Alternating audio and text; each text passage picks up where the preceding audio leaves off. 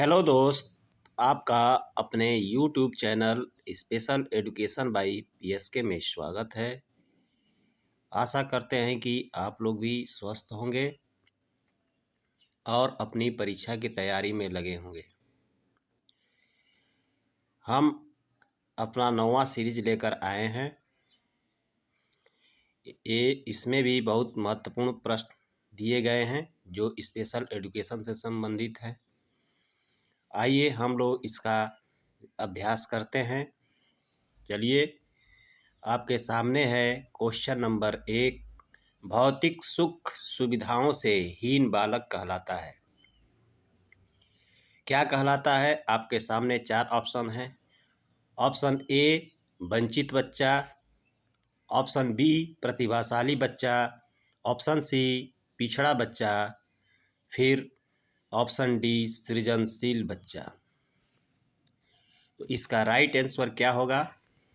इसका right answer आपका हो जाएगा आपका ऑप्शन ए वंचित बच्चा।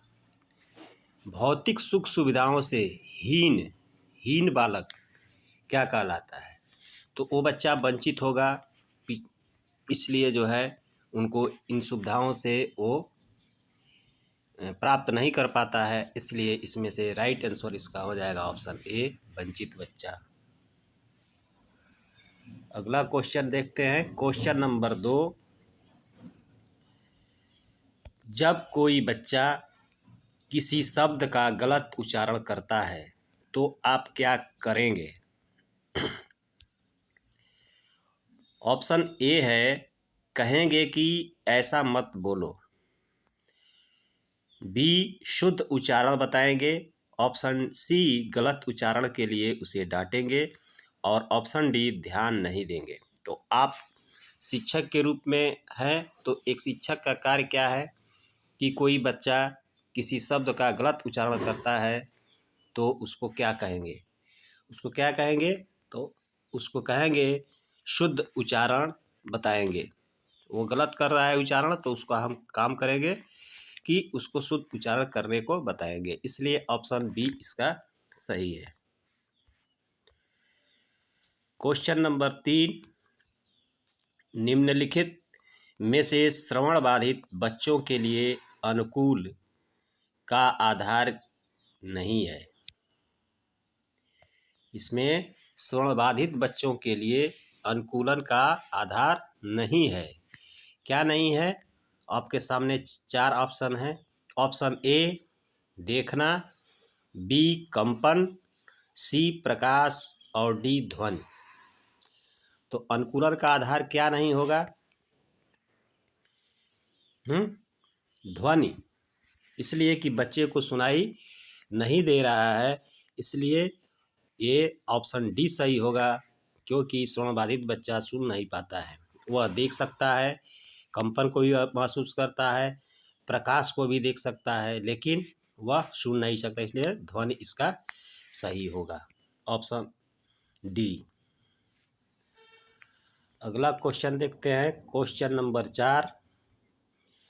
सह पाठ्यक्रम गतिविधियों के अंतर्गत शामिल नहीं है। क्या शामिल नहीं है? आपके पास 4 ऑप्शन है। ऑप्शन ए व्याख्यान, बी खेल, सी संगीत, डी सांस्कृतिक कार्यक्रम। बताइए। तो इसका राइट आंसर आपका हो जाएगा ऑप्शन ए व्याख्यान। यह शामिल नहीं होगा, जबकि उसके सह पाठ्यक्रम जो होते हैं शिक्षा के साथ, उसमें खेल, संगीत और सांस्कृतिक कार्यक्रम शामिल होते हैं, लेकिन व्याख्यान उसमें शामिल नहीं होते हैं। चलिए अगला क्वेश्चन देखते हैं, क्वेश्चन नंबर 5। RPWD बिल संसद में कब पेश किया गया था? RPWD एक्ट संसद में कब पेश किया गया था?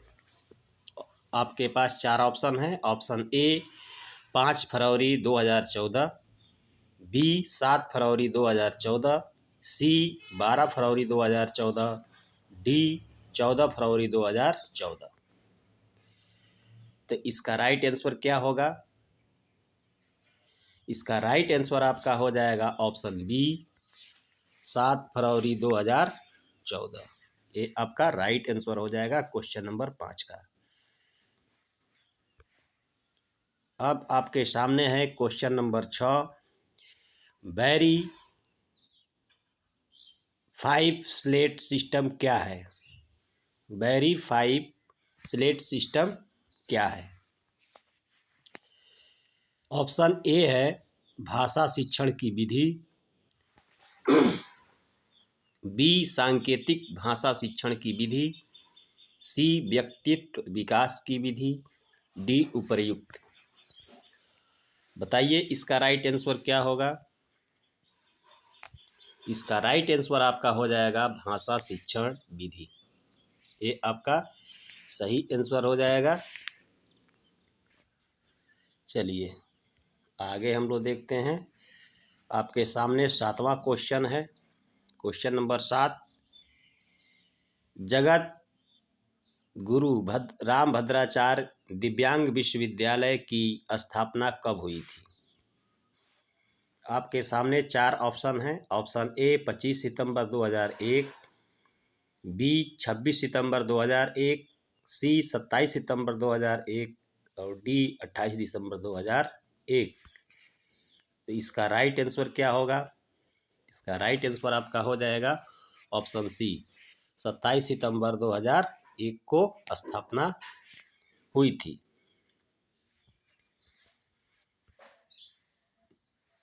क्वेश्चन नंबर 8 आपके सामने है। निम्नलिखित में से ऐसी कौन से बच्चे हैं जिनमें स्वयं में कोई रहने के कारण भाषा और सामाजिक व्यवहार नहीं हो पाता है? यहाँ थोड़ा सा टाइपिंग मिस्टेक हो गया है कि निम्नलिखित में से ऐसे कौन से बच्चे हैं जिनमें स्वयं में खोए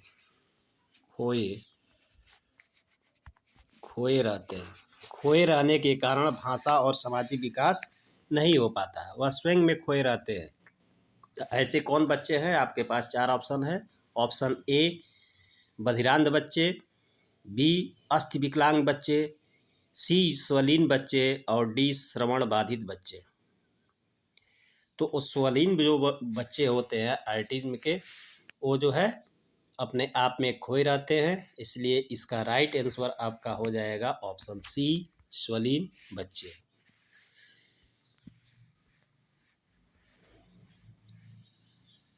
क्वेश्चन नंबर 9। स्वलीनता की सर्वप्रथम व्याख्या किसने की? आपके पास 4 ऑप्शन हैं। जेबी वाटसन, बी सैमुअल किर्क, सी लियो कैनर, डी बल्यूलर। तो इसका राइट आंसर क्या हो जाएगा? इसका राइट आंसर आपका हो जाएगा ऑप्शन डी बल्यूलर। बल्यूलर ने स्वलीनता की सर्वप्रथम व्याख्या की थी।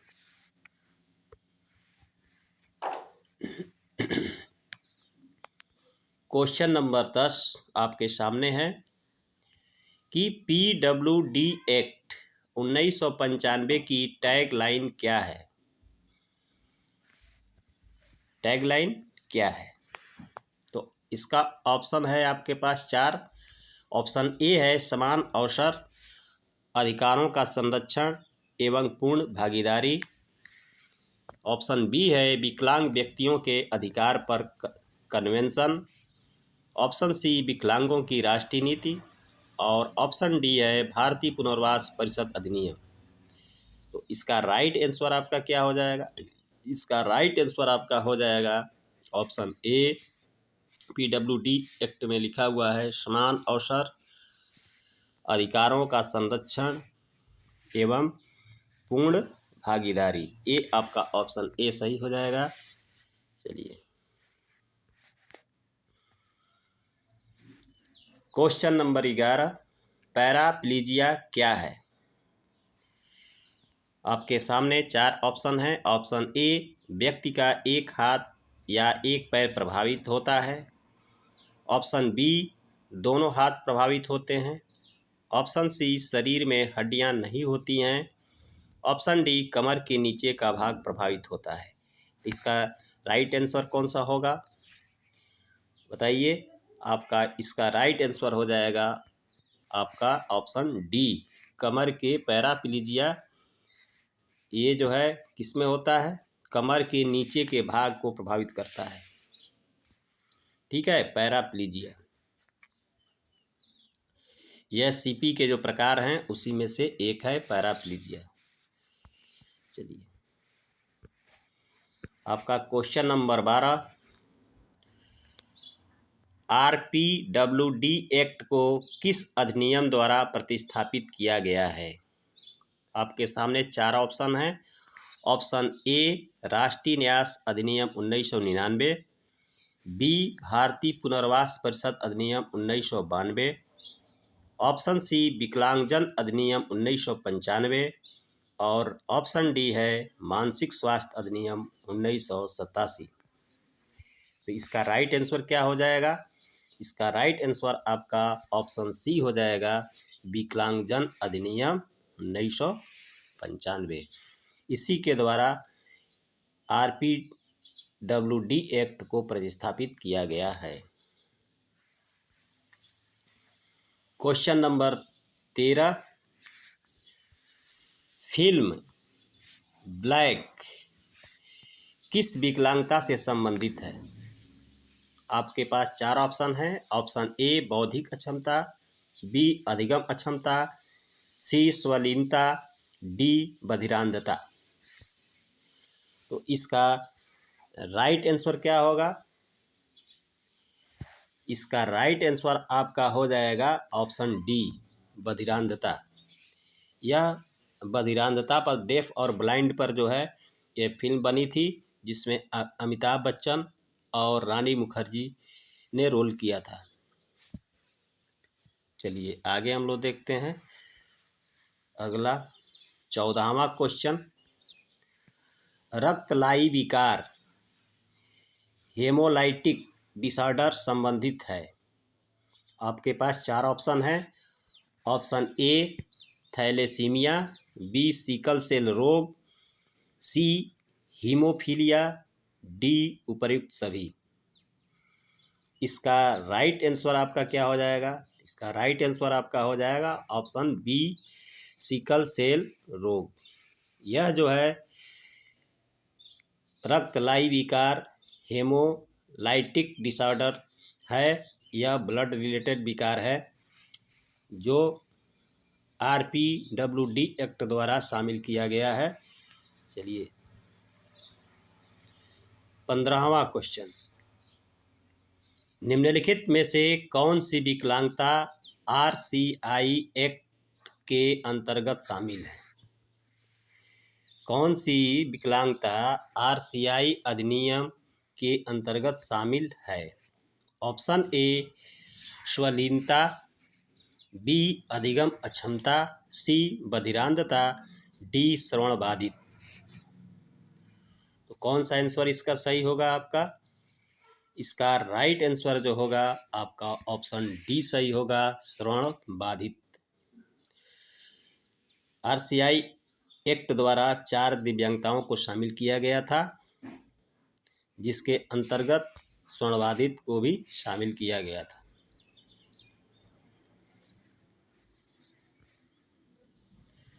क्वेश्चन नंबर 16, यूनेस्को कब बना था।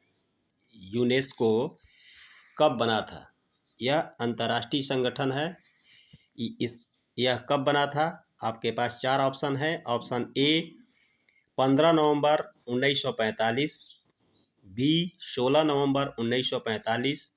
सी, 17 नवंबर 1945। डी, 18 नवंबर 1945। तो इसका राइट आंसर क्या होगा। इसका राइट आंसर आपका ऑप्शन बी हो जाएगा, 16 नवंबर 1945 को। 16 नवंबर 1945 को हुआ था। चलिए अगला क्वेश्चन देखते हैं। क्वेश्चन नंबर 17, फर्नाल्ड विधि किससे संबंधित है? फर्नाल्ड विधि किससे संबंधित है? ऑप्शन ए है श्रवण, बी स्पर्श, ऑप्शन सी दृष्टि और ऑप्शन डी उपर्युक्त सभी। इसका राइट आंसर क्या हो जाएगा? इसका राइट आंसर आपका हो जाएगा ऑप्शन बी स्पर्श। टेक्टाइल द्वारा जो है, टेक्टाइल ये फर्नाल्ड विधि से संबंधित है, जो दृष्टिनिषेक उपयोग करते हैं। क्वेश्चन नंबर 18, कान के भीतर का सबसे संवेदनशील हिस्सा है? आपके पास 4 ऑप्शन है। Option A vestibular, B cochlea, C semi circular canal, D oval window. इसका राइट आंसर क्या होगा? कान के सबसे संवेदनशील भाग क्या होता है, ये पूछा गया है प्रश्न में।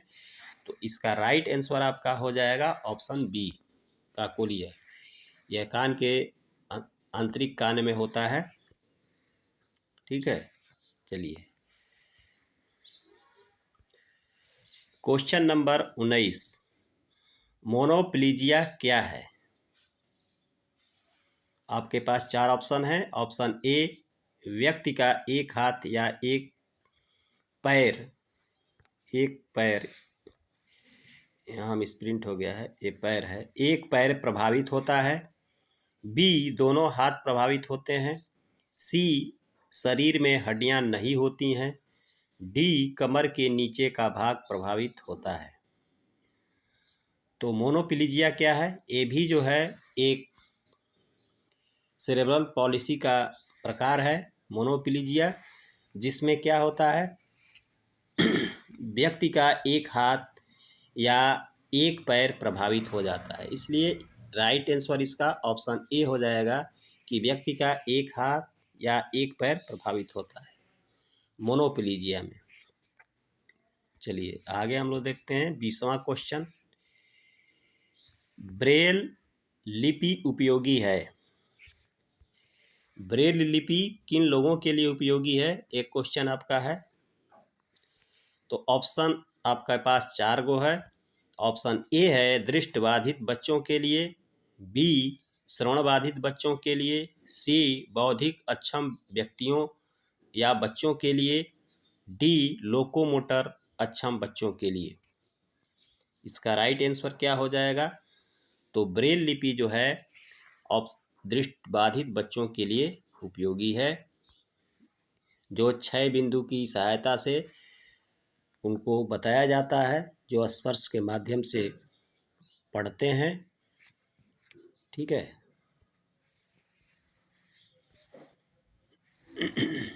क्वेश्चन नंबर 21, बच्चों को वस्तुओं को उठाने में कठिनाई का संदेह है?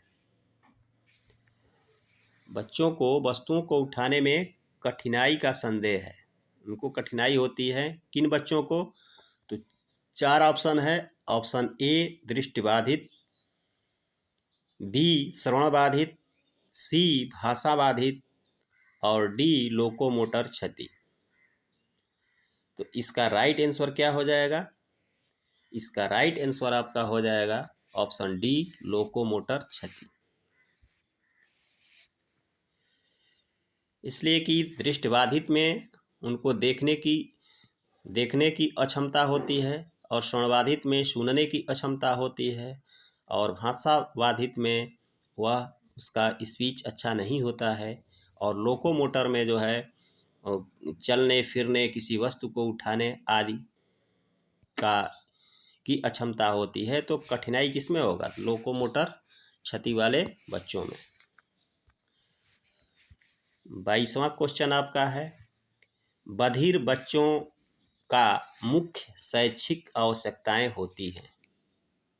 मुख्य शैक्षिक आवश्यकताएं क्या होती हैं?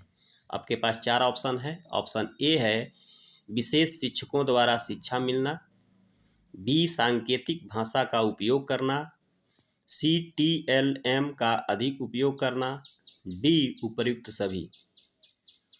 इसका राइट आंसर क्या हो जाएगा? इसका राइट आंसर आपको ऑप्शन डी हो जाएगा, उपर्युक्त सभी। क्योंकि बधिर बच्चों की मुख्य शैक्षिक अवस्थाएं विशेष शिक्षकों द्वारा शिक्षा मिलना चाहिए, जो स्पेशल एजुकेशन से संबंधित होते हैं। बी सांकेतिक भाषा का उपयोग, ये भी आवश्यक होता है। TLM अधिक से अधिक उपयोग करना चाहिए। तो इसलिए उपर्युक्त सभी सही है ऑप्शन 22 का। ठीक है, आगे देखते हैं हम लोग।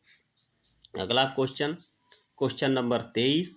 एक बच्चा जो बौद्धिक कामकाज और अनुकूली व्यवहार काफ़ी देर से करता है उसे कहा जाता है। क्या कहा जाता है? आपके पास चार ऑप्शन है। ऑप्शन ए बौद्धिक अक्षम बालक, बी स्वालीन बालक, सी दृष्टिबाधित बालक और ऑप्शन डी है अधिगम अक्षम बालक।